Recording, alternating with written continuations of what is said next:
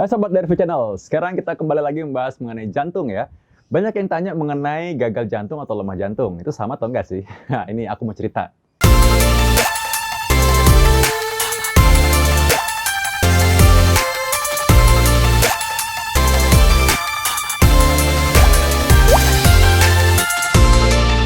Jadi lemah jantung itu, kata lainnya adalah gagal jantung. Seringkali orang menyamakannya dengan bengkak jantung. Ada benernya juga. Nah, tapi kita harus tahu dulu apa sih bedanya. Pertama-tama, kalau Anda dikatakan bengkak jantung atau lemah jantung, tenang dulu. Itu bukan berarti akhir dari segala-galanya. Ya memang, bengkak jantung atau lemah jantung seringkali adalah komplikasi paling akhir dari semua penyakit jantung. Tapi sebenarnya kadang-kadang nggak seserem itu juga. Karena Anda masih bisa olahraga, Anda masih bisa bekerja, masih bisa aktivitas dengan pengobatan yang baik. Jadi sekarang gini, orang yang dikatakan bengkak jantung, itu harus didefinisikan dulu. Sebenarnya artinya apa? Contoh ya, yang dibilang bengkak jantung dari pemeriksaan foto X-ray, foto ronsen gitu, ronsen dada. Nah ini bengkak jantungnya seringkali adalah sebuah penebalan dinding jantung. Jadi sebenarnya bisa kelihatan kalau melalui USG jantung atau ekokardiografi. Orang yang hipertensi, orang yang udah lama nih darah tinggi terus, lalu mungkin pengobatannya kurang tepat, kurang benar, atau kurang terkontrol tekanan darahnya, maka akibatnya memang terjadi penebalan dinding jantung. Nah dari luar, dari foto X-ray, foto ronsen gitu, kelihatannya jantungnya memang besar. Maka dengan mudah atau disederhanakan dibilang, oh jantungnya membengkak. Padahal sebenarnya jantungnya menebal. Nah ini efek dari hipertensinya. Sehingga apa sih yang terjadi? Kelihatannya orang-orang itu lebih cepat lelah, cepat capek. Nah apakah ini berarti pompa jantungnya melemah? Atau lemah jantung? Sebenarnya enggak juga. Kalau masih dalam tahap yang penebalan dinding jantung saja, dengan artian pompa jantung masih baik fungsinya, maka belum tepat kalau dikatakan ini lemah jantung. Sebenarnya belum sampai lemah jantung kok. Apakah ini gagal jantung? Iya. Tapi lemah jantung belum tentu. Jadi karena itu, ketika Anda diketahui mempunyai penyakit seperti ini, maka sebenarnya yang diperlukan adalah coba dicek ulang obat-obatnya apa aja. Karena tidak semua obat darah tinggi cocok untuk kondisi seperti ini.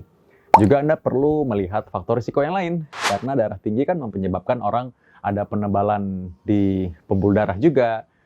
Mungkin saja Anda punya tanda jantung koroner misalnya, atau Anda punya tanda terjadi kerusakan ginjal, atau Anda punya teman-teman darah tinggi yang lain, kolesterol tinggi, diabetes mellitus, sehingga pemeriksaan faktor risiko jantung dan pembuluh darah harusnya lebih intens kita lakukan. Juga untuk pemeriksaan pembuluh darah leher misalnya, dan kalau memang tanda-tandanya perlu jelas ada tanda-tanda mungkin stroke, maka kita mesti cari itu yang lain. Misalnya kita mesti lihat apakah ada gangguan EKG, gangguan irama jantung. Ya, gangguan irama jantung ini seringkali mungkin tidak kelihatan di pemeriksaan EKG biasa, tapi bisa kita periksa melalui pemeriksaan Holter atau EKG mobile yang diperiksa selama 24 jam penuh. 24 jam penuh diperiksa EKG-nya, bisa seharian, 24 jam ya, bisa 2 hari, bisa 3 hari ya.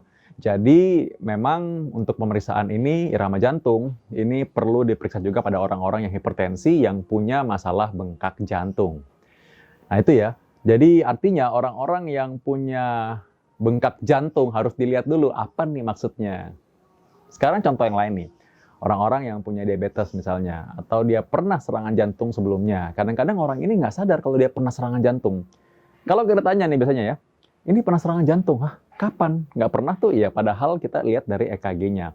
Biasanya orang-orang yang selamat dari serangan jantung mungkin bisa saja aktivitas seperti biasa.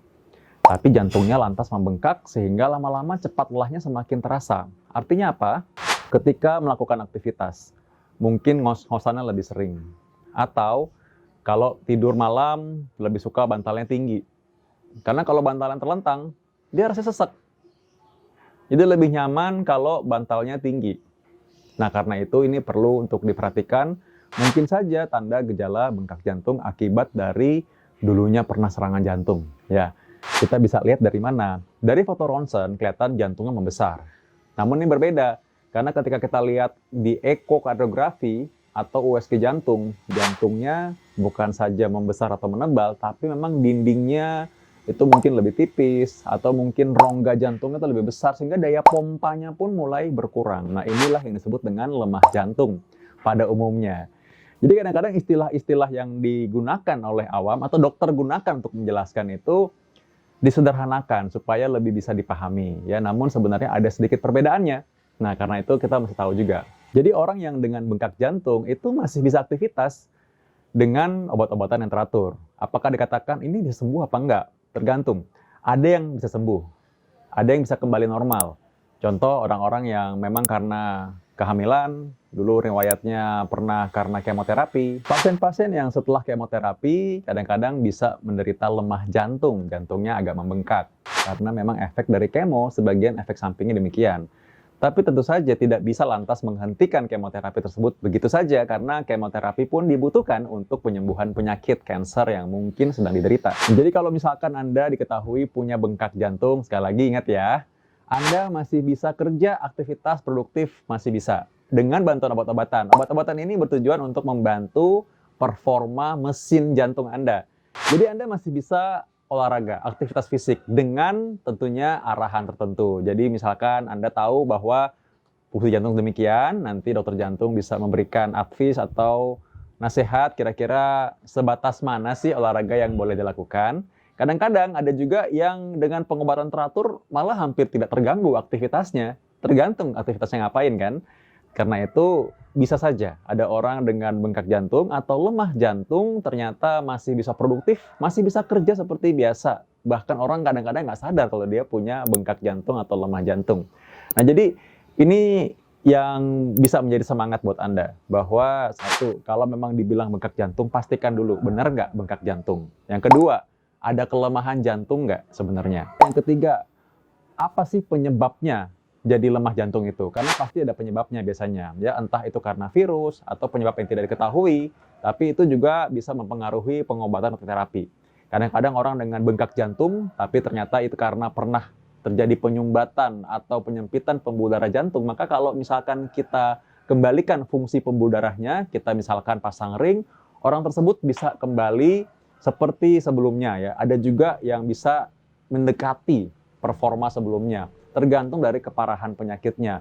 Dan itu pun kita bisa periksa dengan pemeriksaan imaging. Jadi karena itu, untuk langkah selanjutnya, itu kita masih perlu untuk bisa mencari tahu apa sih sebenarnya masalahnya ujungnya apa. Nah, di luar semua itu, ada juga obat-obatan yang tentunya sebagai penunjang untuk ceritanya kalau ada orang punya mesin, itu kan kita mesti rawat. Nah, ini pelumasnya gitu. Obat-obatan ini berfungsi untuk membantu performa kerja dari mesin jantung Anda. Nah, apakah ini berbahaya? Apakah ini punya efek samping? Tentu saja dalam dosis tertentu itu efek sampingnya sangat amat dikurangi. Karena itu tidak boleh minum sembarangan obat. Apalagi obat-obatnya, oh itu obat katanya obat ini. Oh itu katanya obat ini asli kok, ini tradisional, ini herbal, ini alami. Semua yang masuk dalam tubuh kita pasti punya risiko juga untuk bikin sesuatu yang tidak baik. Karena itu tetap harus hati-hati. Walaupun dibilang alami ataupun ini herbal, mesti hati-hati. Belum tentu cocok untuk Anda. Belum tentu cocok untuk kondisi Anda juga. Jadi karena itu ingat sekali lagi bahwa ini masih ada kok jalan keluarnya asalkan kita memang mau kerjasama juga. Artinya bagaimana caranya supaya kita ingat apa sih yang terjadi, apa sih yang sebenarnya kita pernah periksa, jangan dibuang begitu aja lembar-lembar pemeriksaan itu. Karena semua itu bisa menjadi dokumentasi yang penting untuk menentukan langkah selanjutnya bagaimana. Ya, semangat, semoga tetap selalu sehat, stabil, jangan sampai kumat dulu baru akhirnya periksa. Semoga Anda semua dalam keadaan baik. Sampai jumpa episode selanjutnya. Dapatkan informasi medis langsung dari Dr. Vito dengan subscribe channel YouTube ini. Anda juga bisa membagikan semua informasi berharga di sini dengan cara share ke teman-teman atau kenalan Anda.